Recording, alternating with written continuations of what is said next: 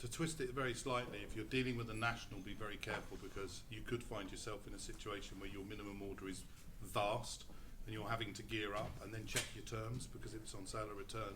So when it comes to the nationals, it can be careful what you wish for. And there have been many good companies, I think, along the years that have overstretched themselves with that.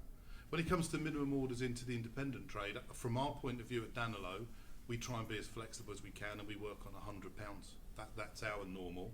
It works for us with our margins, but I suppose everyone's slightly different. I believe that my product is good. I've always believed my product is good.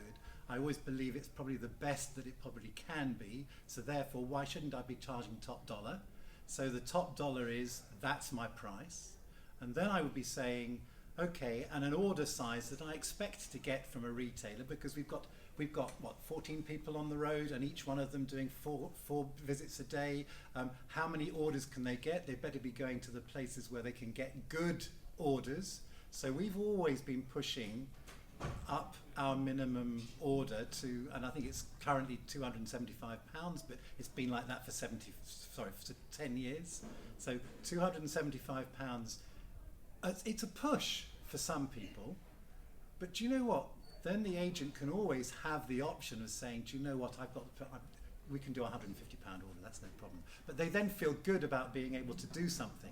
And if you keep pushing, if you push to where you believe is a good order, then it raises expectation. And I've watched programs on television about sales just being related to numbers, and just throwing a dice and the number on the dice, and what would people prepared to pay for something, like a bottle of champagne. Roll a dice and it's got 10 on it, or not a dice, but pick a ball out of a bag and it's got 10 on it. Someone will say, oh, somewhere between £8 and £15 for a bottle of champagne.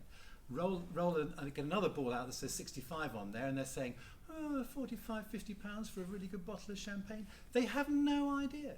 So it's all about suggestion, it's all about ideas and promoting ideas and making this a wonderful package. And it's how believable can you make that? Around that becomes, that's my proposition, and you can always vary from it, but I would set the proposition high because it gives you scope to move around that. Our carriage paid is £100, and it was £100 when we first started 22 years ago. It's interesting how it is important to perhaps push the boundaries.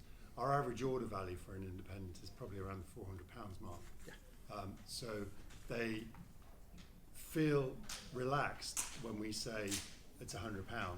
Oh, I can get to £100, and then carry on and spend £275 with it. So it's all about assumption as well, and also relaxing them. And if we get a £103 order in from an agent, I know they've struggled. I know they've struggled with that account, and in actual fact, it's probably the wrong account for our file.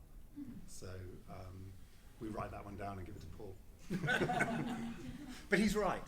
He's absolutely right. At trade fairs, we do exactly that. Is there a minimum order? No, just get started. And people find it hard to stop if they're finding good stuff. So.